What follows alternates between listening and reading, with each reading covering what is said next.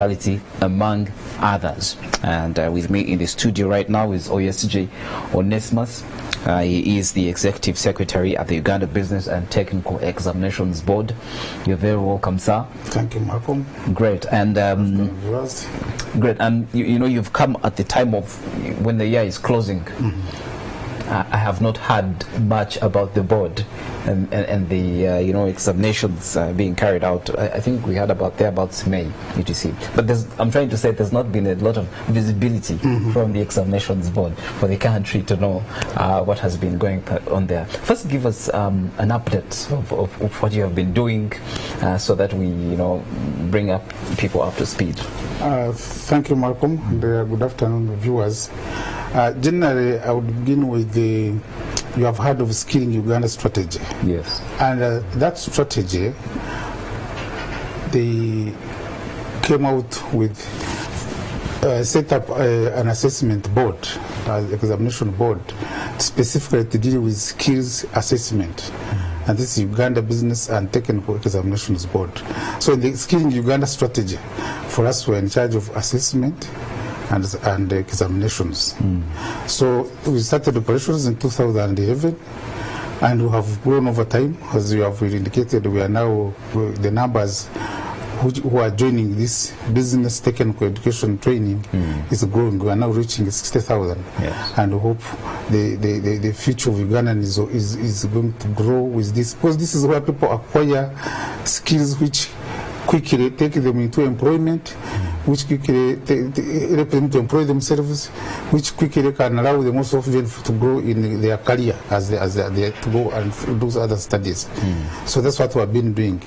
And maybe for Ugandans, that the future of this subsector called technical vocational education and training is very, very bright, because this is the way to go now all over the world. I see you're saying it is the way to go. And I was about to ask you, does this mean now that we have, or government has started seeing that there's a mismatch between the theory-based education and education that can actually give you a chance to have an opportunity in the labor market today, 2018? Malcolm, since 2008, government has been working on this strategy.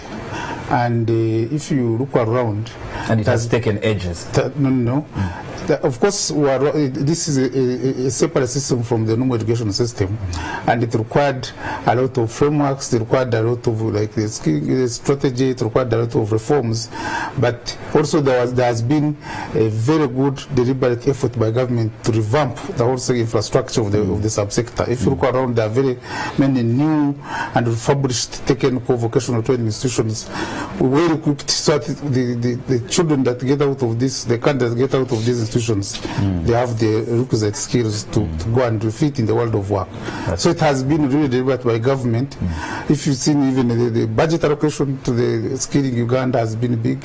If you go around the country, you'll see all these institutions have been reconstructed. Okay, quickly tell us about the new curriculum and what are the new ideas that have been introduced in the syllabus that would interest those seeking vocational education. Now, under this, the Skilling Uganda strategy, we decided to adopt the competence-based education and training, whereby we emphasize the issue of training with production.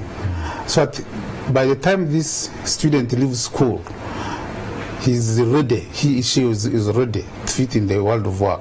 And the product we get out of this is that we are not focusing on people going for employment. Therefore, even the curriculum we have now is competence-based curriculum. You look at competencies and skills, not about the certificates and the rest. But what the aim is that by the time this child leaves school, he should be able to come here and present. If there is a spirit of journalism, he should be able to come here and present. It should, so we take them through, for example, for us who do assessment, we take them through certain stages.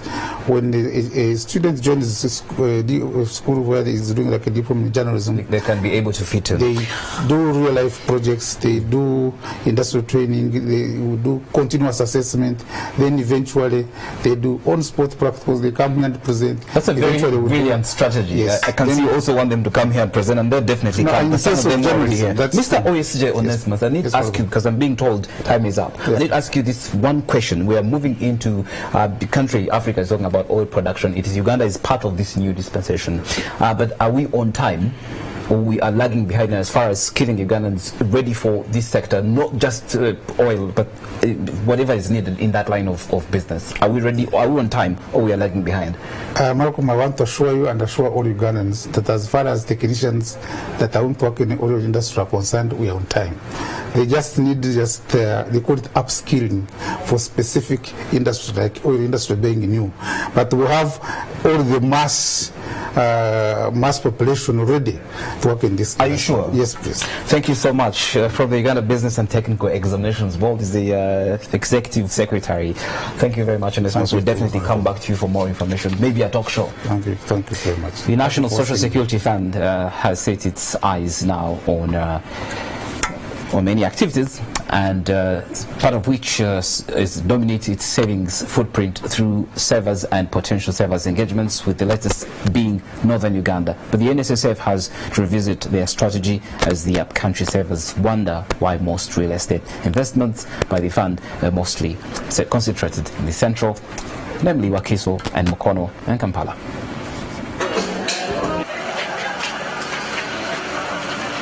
We're quite grateful that the market north of Uganda have been very supportive of NSSF. Our contributions have continued to grow. Compliance levels have also improved. The employers here know exactly what needs to be done in order to give a good retirement for their employees. And we're quite happy that the response to our member meeting in the regional center of Lira was very, very successful.